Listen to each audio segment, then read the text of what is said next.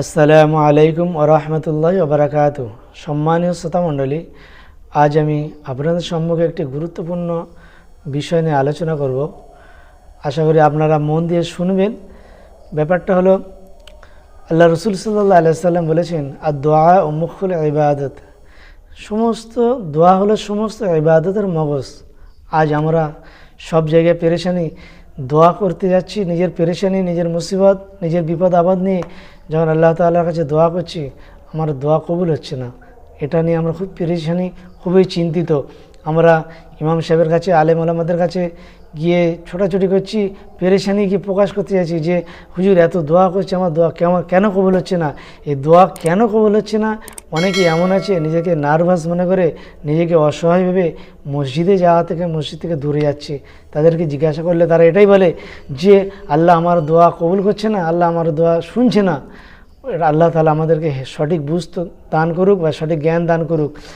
আমাকে বুঝতে হবে যে আল্লাহ তাআলার কাছে আমি দোয়া চাইছি, আমার দোয়া কেন কবুল হচ্ছে না। এই কেনর প্রশ্ন উত্তরকে আমাকে বার করতে হবে।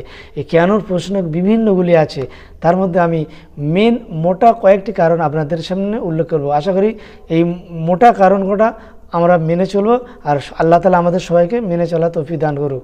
প্রথম কারণ হলো, ভাবতে হবে যে আমি দোয়া যখন করছি, যখন করছি আমি যেটা খেয়ে দোয়া করছি, আমি যেটা খাচ্ছি সেটা কতটা হালাল, সেটা কতটুকুই হালাল পয়সা উপার্জন করে আমি সেই জিনিসটা খেয়ে, আমি হালাল খেয়ে আল্লাহ তাআলার কাছে দোয়া করছি। আমি যে জিনিসটা পড়ছি সেটা কত টাকা হালাল টাকায় কেনা। অতএব বোঝা গেল যে দোয়া কবুল হওয়ার জন্য সবথেকে বড় শর্ত হলো যে হালাল উপার্জন করতে হবে, অথবা হালাল আমাকে খেতে হবে।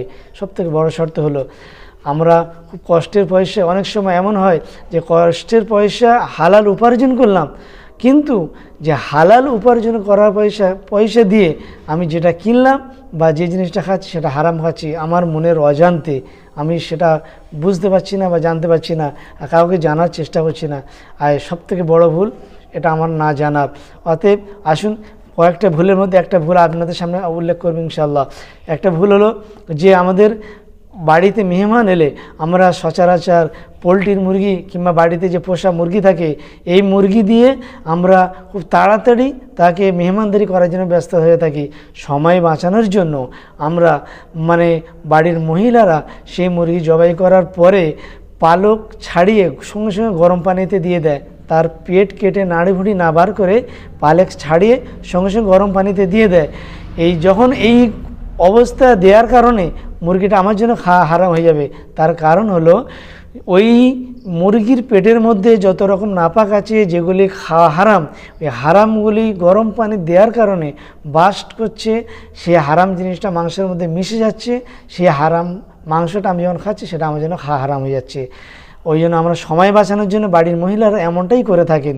দ্বিতীয় রাস্তা হচ্ছে, আমি যখন পোলট্রির দোকানে, মুরগি কিনতে যাচ্ছি, দোকানে প্রচুর ভিড়ের কারণে, তাড়াতাড়ি দেওয়ার কারণে দোকানদারকে বলে দিলাম, তো ভাই ওটা তুমি তাড়াতাড়ি করে দাও। দোকানদার, এখন ইলেকট্রিক মেশিন রয়েছে, আপনারা ভিডিওতে দেখে নেবেন ইলেকট্রিক মেশিনটা। আপনাদের ওই ইলেকট্রিক মেশিনের মধ্যে মুরগি কেটে নিয়ে, কাটার পরে ওই মুরগিটা ডাইরেক্ট ওই মেশিনের মধ্যে দিয়ে দিচ্ছে, যার ফলে ওই মুরগিটা সেম সিস্টেম, মুরগির পেটের মধ্যে যে নাড়ি বুড়ি, যে নাপাক দ্রব্যগুলো আছে, ওইগুলো বাস্ট করে মুরগি মাংসের সাথে মিশে যাচ্ছে, যার ফলে ওটাও খাওয়া হারাম হয়ে যাচ্ছে। অতএব আমরা আগামী দিন থেকে, এই ভিডিও দেখার পর থেকে আগামী দিন থেকে আমরা যখন মুরগি বাড়িতে কিনি, বাড়িতে ওই রকম ব্যবস্থা করি অথবা দোকান থেকে করি, আমরা সময়ের দিকে লক্ষ্য করব না, আমি খাওয়ার দিকে লক্ষ্য করব, যে আমি যেটা খাচ্ছি, আমি আমার কষ্টের পয়সা, পরিশ্রমের পয়সা দিয়ে আমি হালাল খাচ্ছি কি, এটা আমার সাবধানতা হতে হবে। ওই জন্য আমরা সময় বাঁচানোর পিছনে আমরা পড়ব না, বাড়ির মহিলাদেরকে বলে দেবো। এবং আমরা পুরুষরা দোকানে গিয়ে, দোকানদার যদি ওই রকমভাবে ওই মেশিনে দিয়ে দেয়, আমরা কোনো রকমভাবে আমরা রাজি হব না। আমরা বলবো না আমার ওই মেশিনে ছাড়া আপনি কি দিয়ে দেন। অতএব আর বাড়ির মহিলাদেরকে আমরা বলে দেবো, না এরকম করা হারাম, এরকম করা ঠিক নয়। অতএব সময়ের পিছনে না পড়ে আগে সহজ পন্থা হলো, মুরগি জবাই করার পরে, পালক ছাড়ানোর পরে পেট কাটার পরে তার ময়লাগুলো বার করে নিয়ে তারপর যদি গরম পানি দেওয়ার প্রয়োজন হয় তাহলে গরম পানিতে দেবো। অতএব আমরা পেট না কেটে নাড়ি ভুড়ি না বার করে ওই অবস্থায় না মেশিন দেখে দিলে আমরা খাবো, না গরম পানি দিয়ে আমরা খাবো। এর থেকে আমরা হেফাজত হয়ে থাকবো এবং এর থেকে আমরা বেঁচে থাকবো।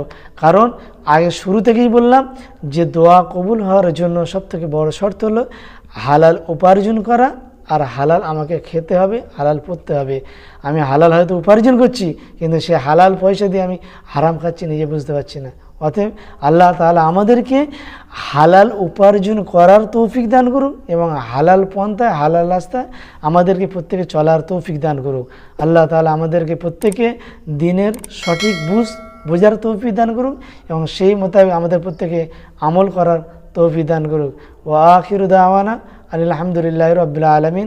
আসসালামু আলাইকুম ওয়া রাহমাতুল্লাহি ওয়া বারাকাতুহু।